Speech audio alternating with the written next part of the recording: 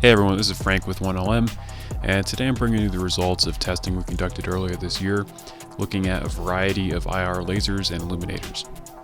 These devices vary from vampire heads to standalone IR illuminators to full-feature laser aiming modules. I'll start by running through each device individually, showing it at known distances, and then at the end showing common comparisons. This will not be the video for individual product specifications. This is going to be a quick overview on their performance, shown side by side for your quick comparison. First up is the Streamlight TLR VIR2. First at 25 yards, I'm flickering the device on and off so that you can see any activation or deactivation lag. Next at 50, you'll see that the TLR has a lot of spill in the foreground. Being a pistol light, it's not well suited to the longer distances.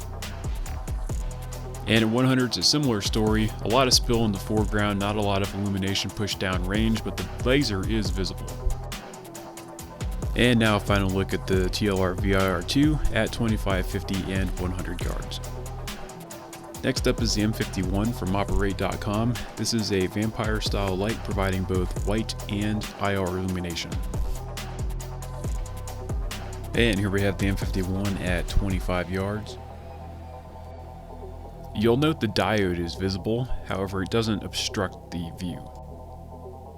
Now at 50 yards. Operate does offer a Surefire tail cap adapter for the M51, however I personally find it more useful as a dedicated helmet light. And at 100.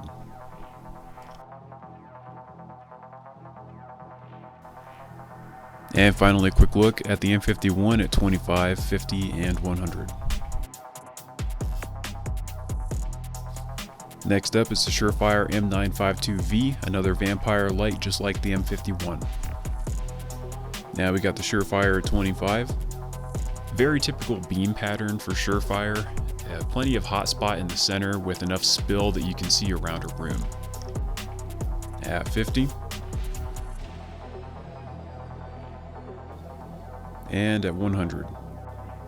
A lot of spill in the foreground and to the peripheries, however there is plenty of illumination available at 100 still. Pretty good unit overall.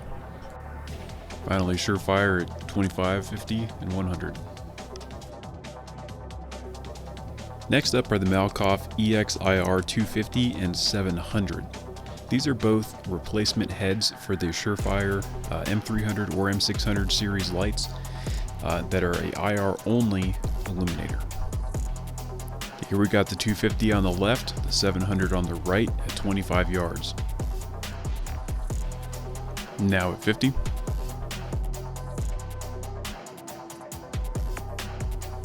And finally at 100. And finally 250 on bottom, 700 on top. Pause if you need to. Next up is going to be the shorter of the two heads that you're seeing mounted on this Phantom Hill CTF2. It's the 3EIR Vulcan V-Cell laser illuminator. The Vulcan at 25 yards is very bright. It actually washes out your view at the center hotspot. This is balanced out at the longer ranges where the Vulcan provides excellent illumination. 50 and 100, you have great visibility. The Vulcan actually comes with a friction fit diffuser cap for shorter distances. However, because it has no way to be retained, it's not really useful on the field. And now for the second device you're seeing here. This is a Z-Bolt Blazer. At the time of this video release, only the LED version is available, but I believe they're working on a V-Cell laser-based version. And here's the Blazer at 25. One of my favorite things about the Blazer is its ability to be focused, similar to the Siner D2. What you're seeing right now is the maximum tightened setting, and now we're opening it up to the widest setting. This lets you see at close range or indoor without blooming out your vision. So here's the Blazer at 50 yards, fully focused, and now we'll start to dial it out. The Blazer has a very clean pattern and provides great visibility at 50, even on its widest setting. And now the Blazer at 100, fully focused, and being dialed out. You can see how wide it gets at 100 yards. And here's a side-by-side for the Blazer in its focused setting and the wide setting. Alright, now we're through all of the standalone illuminators or scout light heads, and we're into the full laser aiming modules. First up is the Holosun LS321. The Holosun can be focused as well, so here we have it going from the focused setting to the widest setting at 25 yards. And now at 50 yards in the focus setting and being dialed out to the widest setting. And now at 100, the Holosun at maximum focus and being dialed out to its widest setting. And finally, here's the LS321 being run through its focus range at all three distances. Next up is the L3 at PLC. That's the civilian power version of the PEQ-15. Here's the APL at 25 yards. It's very similar to the Holosun 321 on its tight focus. The APL does not focus, however. APL at 50, still very usable. Most of these seem to have a bit of an inconsistent pattern in the illuminator with various hotspots or shadows mixed around. And at 100, that inconsistent pattern really becomes noticeable, with the brightest spot by far in the entire illuminator being at the 6 o'clock location. And here's a comparison of the APL at 25, 50, and 100 yards. And last up is the Steiner D2.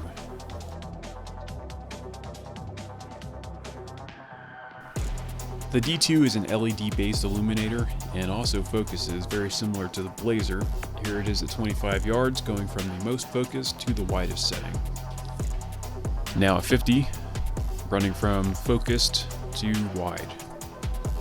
The D2 has great illuminator output, and despite what you may be seeing in the footage here, it doesn't overwhelm the laser. At 100 yards, you can see the unique shape that the D2's illuminator makes at its focus setting, and here it is run out to the widest. And here's a look at the D2 focused and wide. Now that we've taken a look at each individual unit, I'm going to throw together a couple of side-by-side comparisons. First up is going to be the Holosun LS321 and the L3 Technologies APLC. Go ahead and pause if you need to see any of this better, but the APLC and the LS321 are actually very similar, although the APL does push a bit more illumination downrange, albeit at a significantly higher price. Next, I'm going to compare the Z-Bolt Blazer and the Steiner D2 because they have very similar performance but at very different price points. The Blazer, of course, being a standalone light head, needs to be paired with a light body and a laser to have the similar performance to the D2. Although you can achieve that using something like the Modlite dual lead switch so that you can simultaneously activate the laser and the Blazer, not really losing anything. If you have a Phantom Hill CTF2, the Blazer makes a great illuminator for that device. Here's a side-by-side of the Blazer and D2 in their focus setting and in the wide settings. We'd like to thank you all for watching. Hopefully we were able to answer some questions and you get some value out of this. Since the initial recording, we have acquired some additional units, so I would look for an update to this in the future. If you have any questions or requests, please let us know in the comments below. We'll do our best to answer there or build some future content off of it.